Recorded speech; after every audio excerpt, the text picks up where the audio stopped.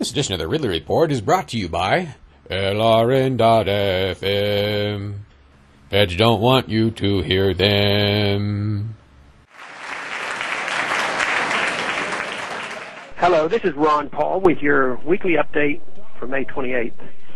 The characteristic mark of a tyrannical regime is that it eventually finds it necessary to erect walls to keep people from leaving. That is why we should be troubled by the Expatriot Act, an egregiously offensive bill recently introduced in the Senate. No. Following a long line of recent legislation and regulations attempting to expropriate more and more wealth from hard-working Americans, this new bill spits in the face of the overburdened taxpayers. That, sir, is private property that you just defaced. I'll kick it right into the street. You just spat into my camera, sir. And tramples on the Constitution. Current law already dictates that Americans with a net worth of over $2 million who expatriate must be assumed to have sold all their assets and must pay a corresponding punitive exit tax on those assumed sales. The Expatriate Act goes even further than current law by assessing a 30% capital gains tax on all future earnings of expatriates.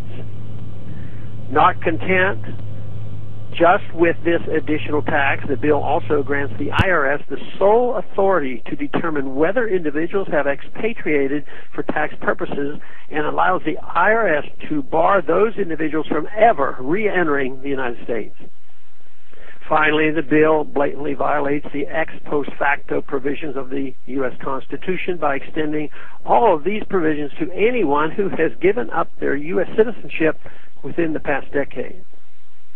This bill and other similar legislation casts a chilling effect on savings, investment, and entrepreneurial activity. The bill was introduced in response to news reports about one of the founders of Facebook who might save millions of dollars of taxes by renouncing his U.S.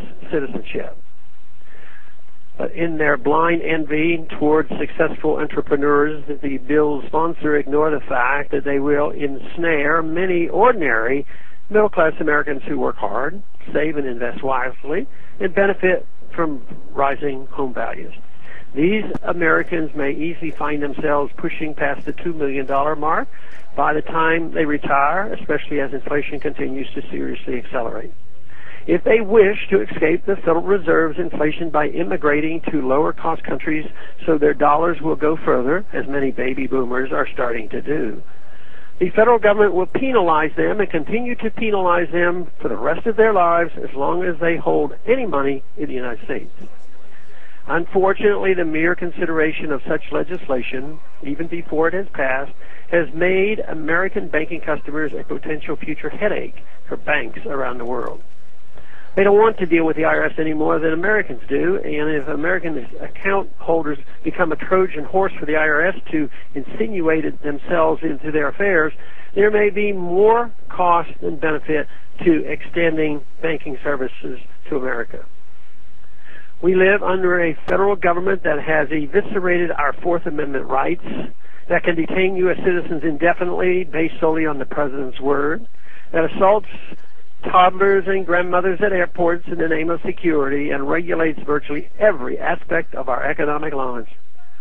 No wonder increasing numbers of Americans feel this government is engaged in outright warfare against its own citizens.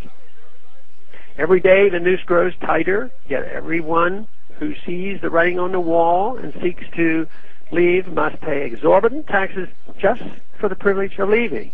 And increasingly, the possibility looms of never fully breaking away from the government's tentacles, no matter where they go.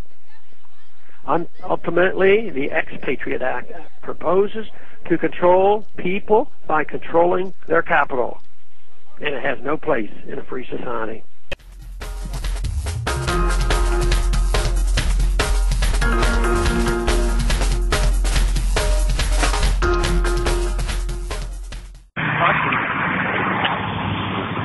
No, can't do that. Federal agents on the streets of Keene, New Hampshire. They're investigating reports of an unlicensed radio station said to be broadcasting LRN.FM. So why all the fuss? What is LRN.FM?